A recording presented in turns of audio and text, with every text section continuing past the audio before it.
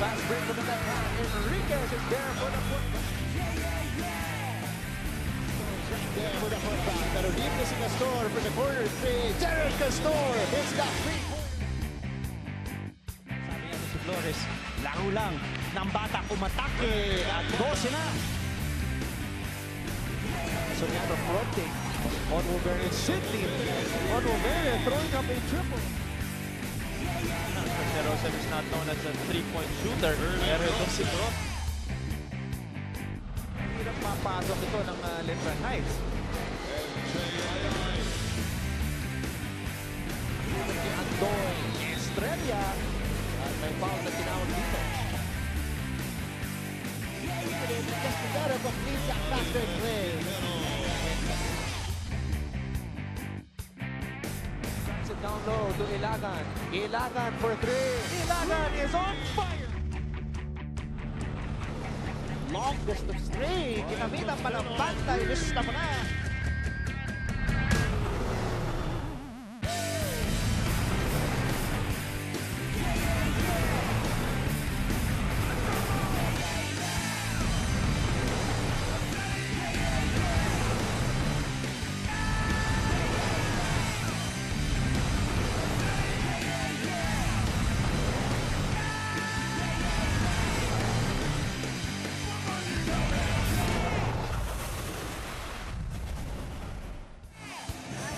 Mula sa tahanan ng isa sa mga pinaka-prominenteng basketball program sa Pilipinas na nakapag-produce ng mga pangalang Paul Alvarez, Romel Aducol, Ian Sanggalang at The Beast, Calvin Abueva, 2009 nung huli nilang nakamit ang kampyonato dito sa NCAA basketball. Bravo Baste!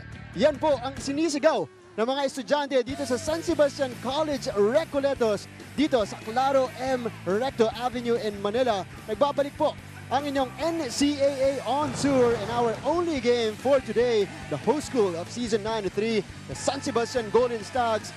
They take home floor today against the JRU Heavy Bombers, who are streaking as well on a 2-game winning streak dito sa ating season so far. Muli, magandang hapon po sa inyong lahat. You guys are watching live on SNA HD, the Filipino channel, TFC.TV, and of course, live streaming at sports.abs-cbn.com/livestream/NCAA. At muli, magandang hapon po sa inyong lahat. Ako po si Martin Javier, naglilingkod sa inyo ngayong hapon ito, at kasama ko rin si Mr. Game Time, si Mix Bustos. Mix, magandang hapon sa iyo. Magandang hapon sa iyo, Martin. It feels great to be back dito sa NCAA on tour. The energy, the crowd, the students, yung buong atmosphere talagang we're in for a great game today, MJ. And it is a crucial game, Mix, dahil ang San Sebastian Golden Stags at JRU Heavy Bombers ang magbabakbakan. Pero kung iniisip nyo, ano kaya yung nangyari doon sa mga napostpone ng mga laro nung Tuesday dahil sa bagyo? Bukas po natin lalaruin yan sa San Juan Arena, Phil Oil Flying V Center.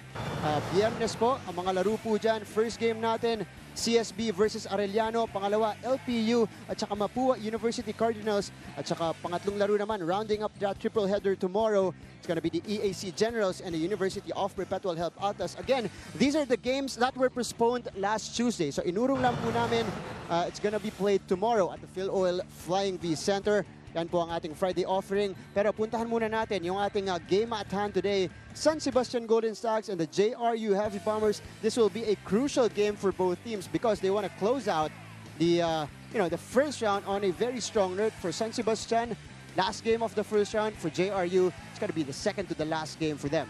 Ano mo, crucial talaga itong papasok ng, or pa-end the first round rather, because tied na ang JRU, or make that 4th and 5th ang JRU in San Sebastian. Tied sila at 4 wins. Pero ito na nga, 1 game ahead ang JRU against San Sebastian. JRU is coming off 2 straight wins kontra EAC and CSB, habang ang San Sebastian naman, they squeaked past the EAC Generals with that crucial win led by Ryan Costello and Renzo Navarro. What a big win for them versus EAC. Ito na nga, nakaka-abantehan na nga dito sa first round. And talagang we will see, as you said, Martin, these are crucial. This is a crucial game.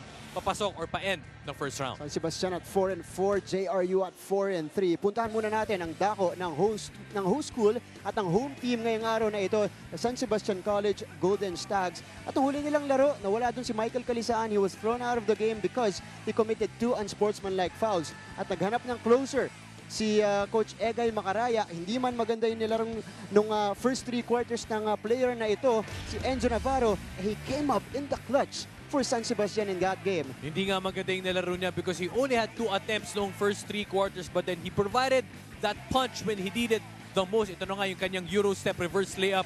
One of the shots of Renzo Navarro that sealed in the dagger para sa laban nila kontra EAC. This guy, you know, right now he's averaging 6 points and 4 assists, pero yung kanyang numbers na yon medyo maliit lang kung titingnan natin, pero those are timely baskets, and yun na kanyang production will be big para dito kay Coach Egay Macaraya. Lahat po ng 5 points ni Renzo Navarro nung laro na yon ang galing sa 1 minute or last 1 minute 3 seconds of that game against the EAC General. So tignan natin kung sino or kung puputok siya ulit dito sa ating laro. Pero puntahan natin yung kabilang kupunan nila for the JRU Heavy Bombers. They are on a 2-game winning streak right now, and those 2 games mixed, nakita natin blowout wins for them. First one against EAC, second one against CSB. Yung sa CSB, pinakita nila doon kung gaano ka-unselfish itong kupunan na ito. Perfect passing, impeccable passing from the team mula dito sa kupunan ni Coach Verhel Meneses. You know, Irvin Grosbe, as we can see on our screens, you know, siya talaga yung pinakamalaking bagay with that mini 2-game winning run. You know, Grosbe started, you know, that it's really started from that EAC game. He had 19 points. Dito naman kontra CSB, he had 14 points and 5 assists, and he had back-to-back best player of the game honors. You know, siya talaga para sa akin, you know, he's that missing link. He has to be able to provide that punch on offense. Not only on offense, but also defensively, and also Gio Leschetti. Even though 3 points, 3 rebounds, pero that's why he is the playing assistant coach with that directing traffic with 7 assists para kay Coach Verhel Meneses. Again, against CSB, that was a 28-point win for the JRU Heavy Bombers. Final score po natin doon, 81-53. But we will see if they could do it against the home team right now sa harap po ng home crowd ng San Sebastian Stags. Yan ang challenge ngayon para sa JRU Heavy Bombers. Pero puntahan natin ang ikatlong miyembro ng ating broadcast team today. Nandito ang diwata ng NCAA, si Roxanne Montealegre. Rox? Hello Martin and hello Migs at hello sa mga kapamilya natin na sumusubaybay sa Pilipinas at sa buong mundo. Welcome sa NCAA On Tour, kaya naman bagay na bagay ang ating question of the day. Bakit ka ba proud maging Sebastino? Sasagutin nyo ang tanong niyan using the hashtag NCAA On Tour, hashtag NCAA Strong, at hashtag NCAA Season 93. At alam nyo ba, kahit may mga kapamilya kayo sa ibang bansa, pwede rin silang sumubaybay dito at panoorin napaka-intense na match natin against JRU. Pumunta lamang sa sports.abs-cbn.com/livestream/NCAA. At syempre, kung meron pa kayong mga tanong sa ating nagugupong panel, pwede nyo gawin yan. Just tweet us dito sa @ABS-CBN Sports and view exclusive photos din sa ABS-CBN Sports Instagram account. Martin, Migs? Maraming salamat, Rox. Abangan namin yung mga report mo mamaya. Pero ngayon, sa ating pagbabalik, laban na po ng home team San Sebastian Golden Stags at ng visiting team, the JRU Heavy Bombers. Huwag kayong aalis. Magbabalik ang live coverage ng NCAA On Tour dito lamang sa SNA.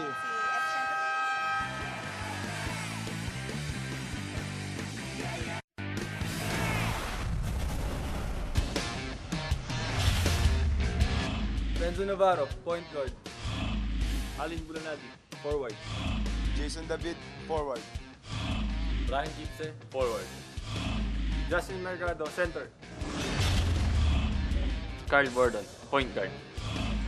Jed Mendoza, shooting guard. Abdul Sawat, forward. John Grospe, forward. Abdul Wahab, center.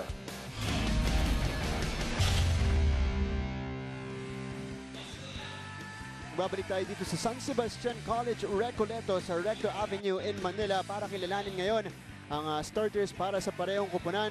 For the Stags, this is a relatively new lineup for Coach Egay Macaraya dahil nga wala ngayon, di maglalaro si Michael Calisan, suspended for committing 2 unsportsmanlike fouls. Sa kabila naman, para sa JRU Heavy Bombers, ito pa rin yung same lineup ni Coach Verhel Meneses na ginagamit niya with Carl Bordon starting again at guard. At ito, biniyayaan niya ng start si Abdul Sawat, who has been playing in the past or playing well rather in the past few games for Coach Verhel Meneses. Alam mo si Abdul Sawat and ito si Carl Bordon, perhaps they are the revelation players para kay Coach Verhel Meneses. Not really known that much.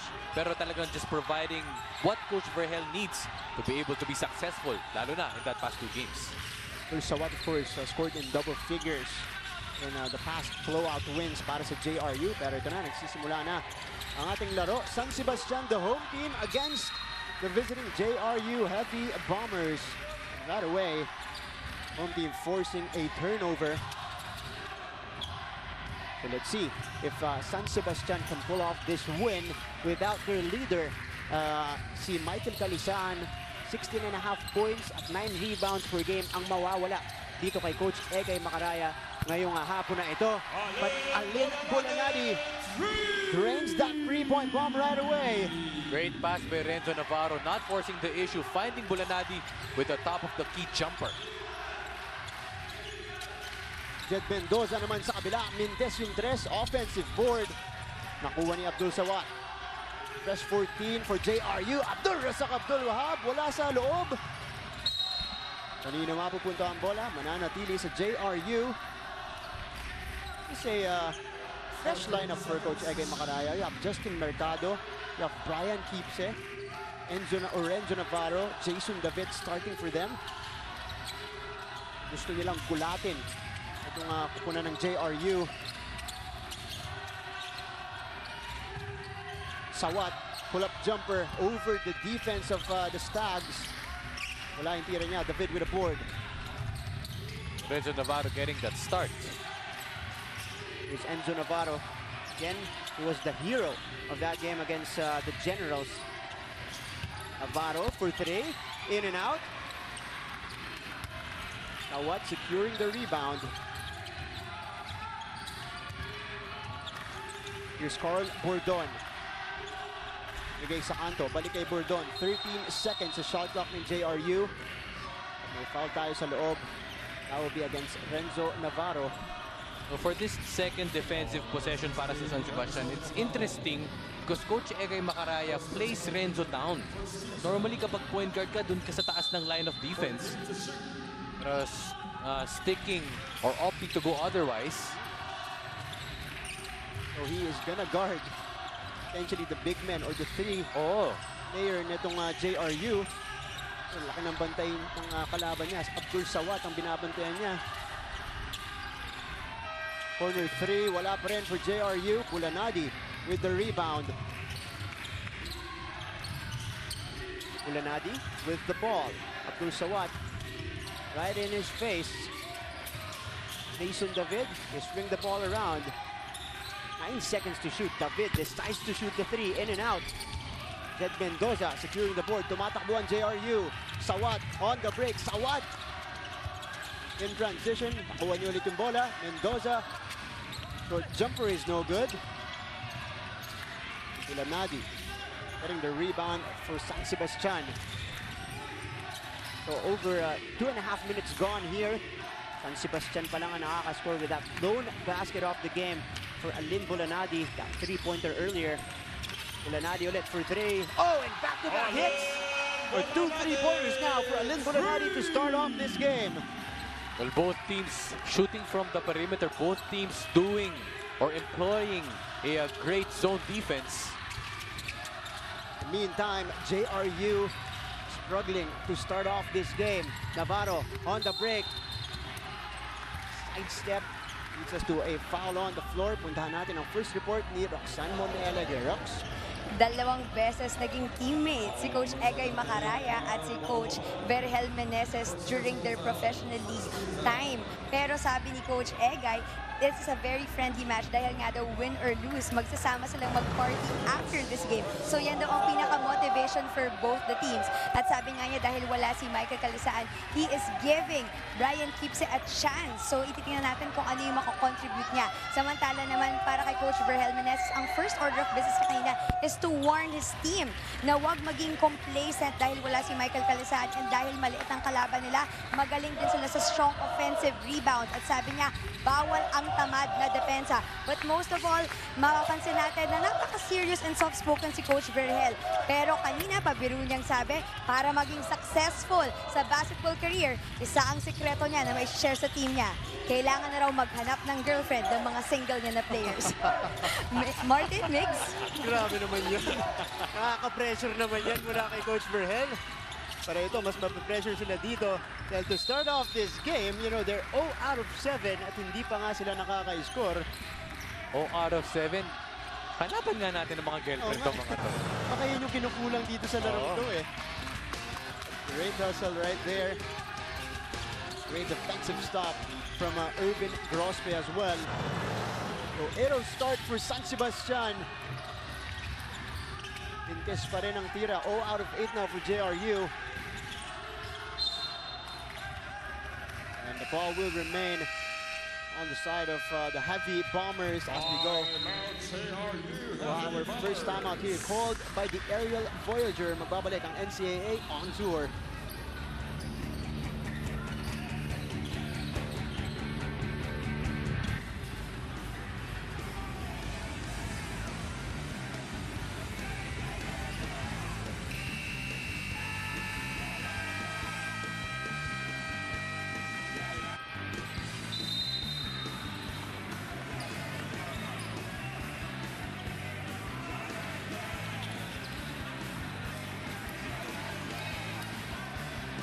Babalik tayo dito sa NCAA on tour. At yan po ang mga fans pareho. Meron din tayong galing sa JRU na bumibisita dito supporting their teams for students.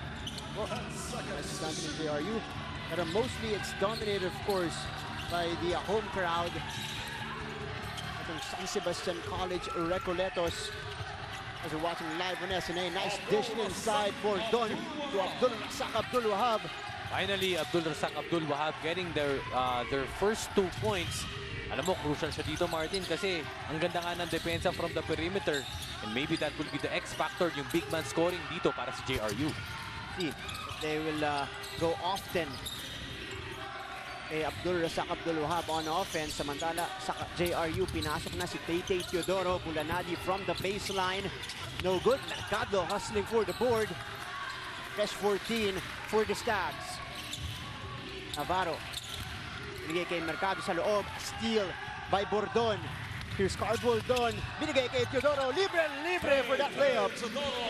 Yun na nga nakatiis dito si Coach Vergel Meneses. Sabi na stop the bleeding at pinasok na niya ang off the bench na highest scorer para dito si JRU na si Tay Teodoro. First 2 points for Tay in this ball game. Navarro, pull-up 3 over Abdul Wahab. And that is the third 3-pointer for the Stags this first quarter, Mix. Malaking bagay yun kasi nga outside shooting will really be the factor para dito sa San Sebastian. At syempre home floor pa nila kaya ganado to. Isa pa mula kay Navarro. Oh, back-to-back hits for Renzo Navarro. Renzo Navarro providing that punch on offense.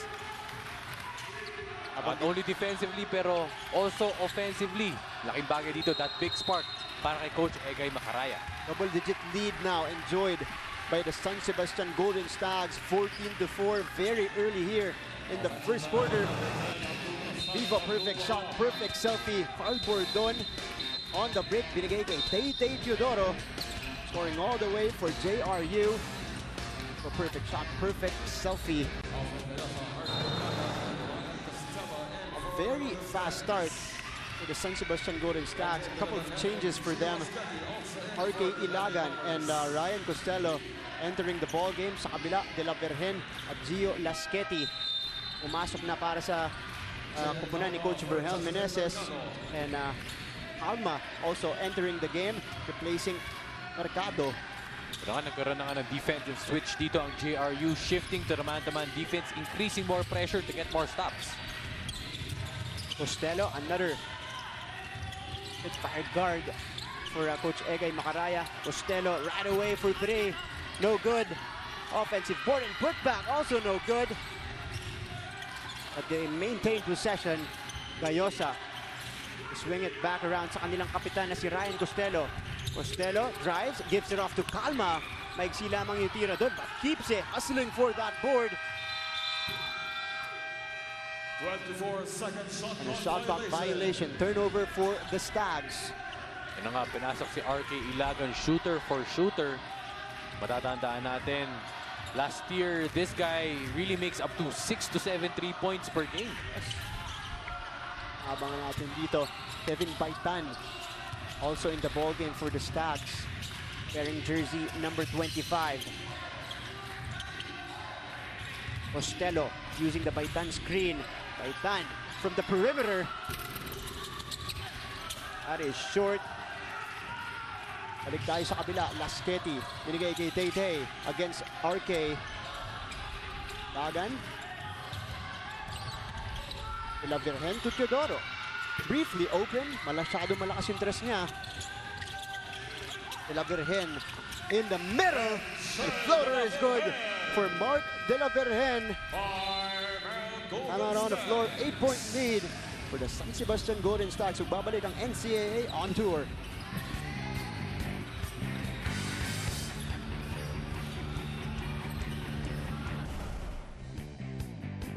Balik aksyon tayo dito sa NCAA on tour at ito yung on-ground festivities natin. Napakaraming Sebastino. Konti lang dito sa loob dahil 300 lang yung pinayagan dito sa 6th floor ng kanilang multipurpose hall. Pero napakaraming gusto pang pumasok at ito nakikita nyo from all levels po yan. Mga estudyante ng San Sebastian, of course, hosting earlier DJ Ana Ramsey, Digong Dantes at siyempre si Papeng. Boom Labrusca, Papeng. Ayun, Papeng yun, kahit pa paano. Gio Lasqueti, that playing assistant coach para kay Coach Verhel with that much needed jumper. So baba ang lamang sa 6. 4 straight points for JRU. Palma getting the ball back. 2 minutes. And Kevin Baitan, second offensive board of the game. Ito na nga yung ina-address niya Coach Verhel Meneses. They have to get those offensive rebounds and to limit the second chance points para sa San Sebastian. Ayun na nga, katulad doon, second opportunities, bail-out shot, banda-banda shot pa. Those are the kinds of shots or possessions that you cannot afford, especially dumadayo ka pa. Mga dyan, Migs at si Kevin Baitan. The bank is open for him and a turnover for JRU. That is their 4th turnover dito sa ating opening quarter. Let's take a look at that 3-pointer earlier. Abanda pa ni Kevin Baitan. Of course, he is gonna play extended minutes for Coach Egay Macaraya dahil nga wala dito si Michael Kalisaan. A chance for him and his other teammates to really step up and get this win at home. Costello. Alvin Baityong pinasok na rin. Cayosa, binigay kay Baityong. Costello, nalibre sa kabila. Teodoro gets the rebound. Here comes JRU. Lasqueti dumps it off inside. Putucci having trouble. And a foul will be called on San Sebastian. Another bailout possession. Muntik mag-traveling tsaka o kaya mag-3-second violation doon si Putucci. Pero natawagan doon ng foul sa ilalim. Ino pa, Martin, bukod kay Abdul Wahab. Siyempre papasok tong si Abdel Putucci. One of the more offensive guys para dito kay Coach Verhel. He needs to produce. Hindi kasi natin pwede iasa ng JRU sa mga perimeter players lang nila. Play continues. Sawat, bad pass. Palma with a block. But a foul will be called on him. And this guy, Abdul Sawat, only playing his 4th game dito sa season 93, averaging 7 points and 3 rebounds. Naman yung production na yun. Binibigay sa'yo ni Abdul Sawat. Last game he had 10 points, I believe, against the EAC Generals. So this is, again, nabanggit mo kanina, Mix, a revelation for Coach Verhel Meneses because they're looking to maximize their entire lineup. Naghahanap siya ng offensive production from them. Siyempre, hindi mo pwedeng iasa ng kay Tay Teodoro. And Teodoro knows that he's gonna be checked every game. And he's not that type of guy na alam mo yung susolohin niya yung offensive production. And he knows, his teammate knows that they have to produce. 3-point field goals natin, 5 out of 13. San Sebastian Stags here in the first quarter. Samantalang JRU naman 0 out of 7 so far. Tig-dalawang tres dun si Bulanadi, tsaka si Renzo Navarro. Ilagan with a fade, no good. Utuchi securing the board, starting the break for JRU. Lasqueti, cross-court pass. Teodoro for 3. That rims out. And Nakama saves it to Sawat. A foul will be called on RK Ilagan. Alam mo, Martin, ang dami yatang asin dun sa may 3-point area para sa JRU eh. Ang alat nila ngayon. Ang pumapasok dito sa ating opening quarter. Justin Mercado for JM Calma. Justin Mercado goes back. Kapalitan niya si Calma. No, but if there's salt around the 3-point area, they should be able to put in some sugar sa painted area or the perimeter area because that is where they're thriving. Maximize mo si Irvin Grospe, maximize mo ito si Abdul Sawat, bigyan mo ng touches dito si Abdel Potucci, konti lang, konti-konti lang.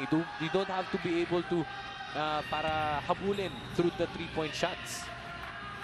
Siyempre, pag binibigyan mo sa loob yung mga big men ng JRU, bibigyan mo rin sila ng kumpiyansa para i-challenge itong mga players ng San Sebastian. This comes JRU Potucci inside. Ayun yung sinasabi natin. Forcing the issue, Abdel Potucci heads to the free throw line.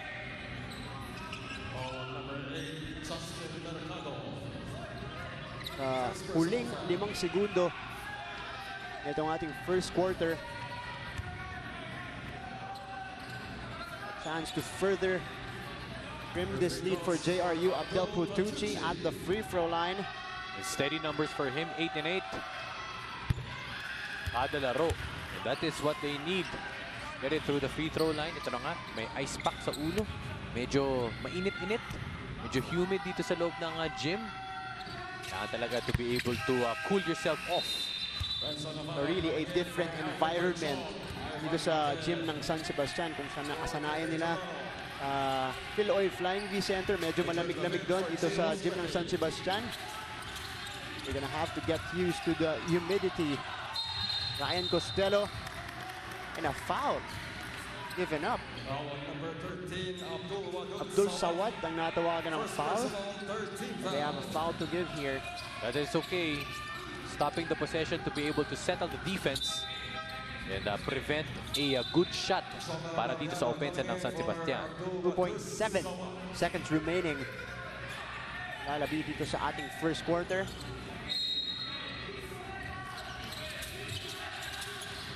San Sebastian still last time. Inbound pass. Intercepted by Abdel Potucci. Isang segundo.